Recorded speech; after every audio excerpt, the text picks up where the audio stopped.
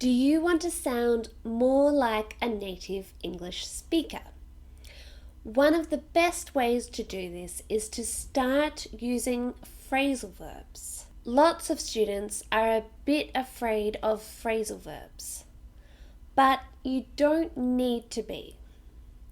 Think of phrasal verbs as just another list of useful vocabulary that will make you sound more like a native English speaker and make it easier for you to understand native English speakers.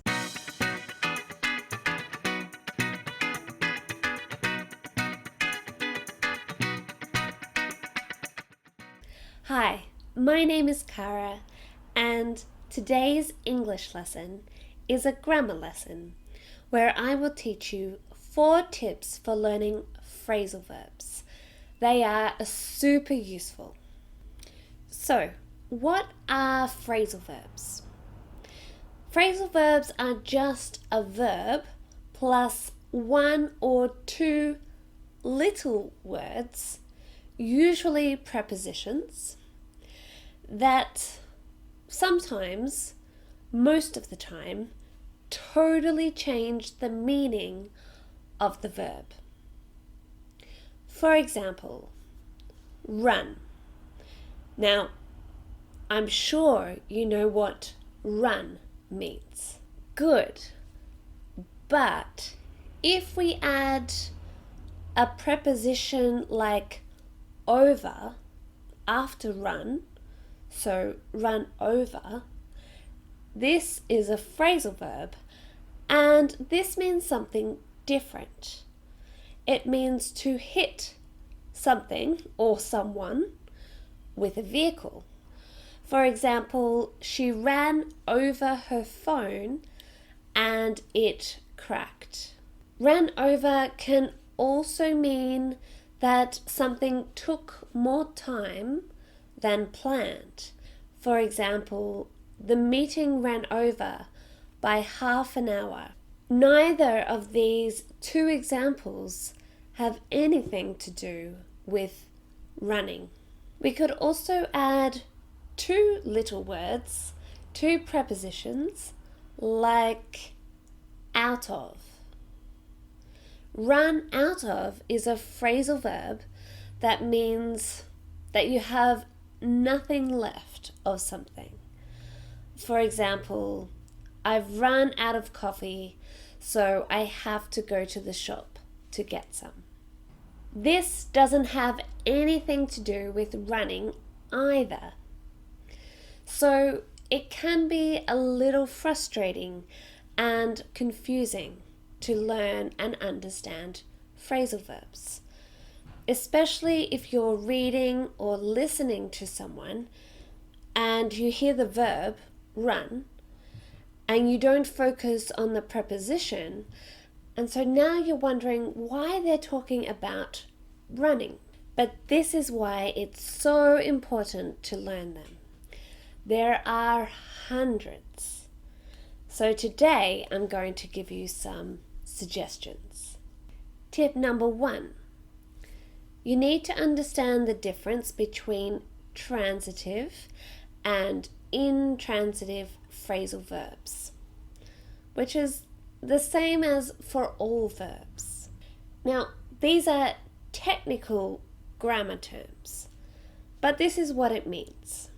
Transitive means it must have someone or something straight or immediately after the verb, the phrasal verb. And intransitive means it doesn't. So the verb can stand all by itself. For example, run out of. We definitely need to know what you ran out of. So this phrasal verb must take an object. It's transitive. So I ran out of coffee. I ran out of milk. I ran out of time, or I ran out of ideas. On the other hand, the phrasal verb grow up is intransitive, so it doesn't need an object after it. For example, I grew up in Melbourne. To grow up means to get older, more mature, and this doesn't need an object. Some phrasal verbs can be transitive or intransitive depending on their meaning. So, for example, look up is a phrasal verb which has two meanings. To look up a word in the dictionary means to check the meaning or research something. And this is transitive, so we need to have the object, the word. Here's another example. The game hasn't been going well, but it's starting to look up. This meaning of look up means to get better, to improve. And this time the phrasal verb look up is intransitive. And you can see there's no object after the phrasal verb. So why is it important to know whether the phrasal verb is transitive or intransitive? Well, if it is transitive, so it has an object after it, then there are two more situations that you need to understand. The object can either come after the phrasal verb or after the verb and before the preposition. If it comes in the middle, we say that this phrasal verb is separable. Now, sometimes we can't separate it, and that means the object must come after the phrasal verb. This kind of phrasal verb is called inseparable. It means we can't separate it. Some phrasal verbs are inseparable. Some are separable, and some you can choose and the meaning doesn't change. For example, run after. This is inseparable, so we can't split this phrasal verb. It means to chase or pursue. The police ran after the criminal. Another phrasal verb is run past, and this one you must separate with the object. Run past means to tell someone your ideas so that they can comment. For example, don't forget to run "it's past me" before you submit it. I always like to run my ideas past my friend. So this one you must separate. Okay, another phrasal verb with run. To run up, and there's a few meanings, but in this case it means to spend a lot of money on credit. And this one is separable, but you can choose. For example, he ran up a lot of bills, or he ran a lot of bills up. Okay, so these are the two tricky, difficult grammar rules about phrasal verbs that you just need to pay attention to. So some phrasal verbs need an object and some don't.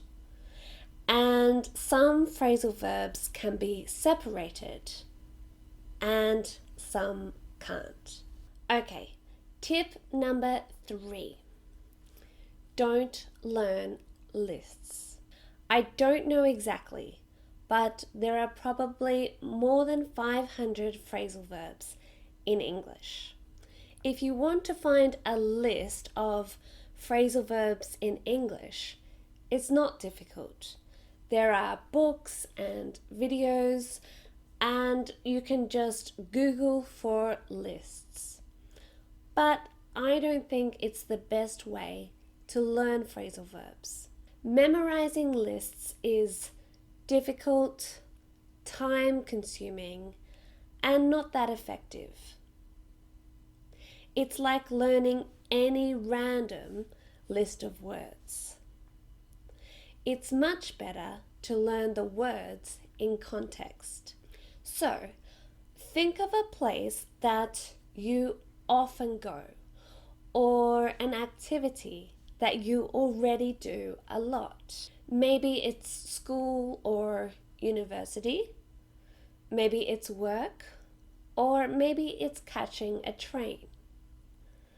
Then look up lists of phrasal verbs related to this place or activity.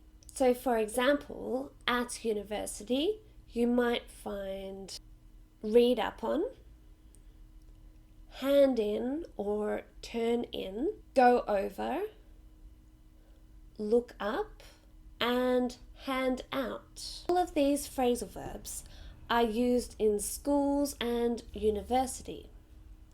So look up the meaning of each of these words, these phrasal verbs, and write them in your notepad or in your phone. Then, during the day, try to find a situation where you can make a sentence with them. Or at the end of the day, write a list of the sentences you could have said, and then try again tomorrow. For example, if you need to complete and submit an assignment, you could say, I have to hand in my assignment next week. In your notebook, make sure you record if it is transitive or intransitive, and if it is transitive, is it separable or inseparable? Okay, tip number 4. Music is a really fun way to improve your vocabulary, including your phrasal verbs. Once you have a small list of phrasal verbs that you want to learn, search for songs with lyrics with those phrasal verbs in them. Then you can listen to them and you'll get used to hearing that phrasal verb. For example, let's look for run out of.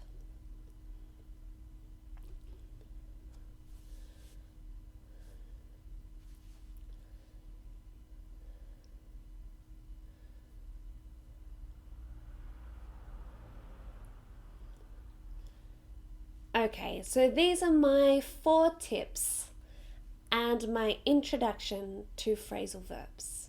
Remember, I think it's best to learn them in context. So please tell me a place or activity that you do nearly every day, and I'll make a video about phrasal verbs in that context. If you like this video, don't forget to subscribe because I have another video every Sunday. If you liked this topic, you might also like this video on hope and wish. Thank you for watching, and I hope to see you next Sunday for another lesson. Bye!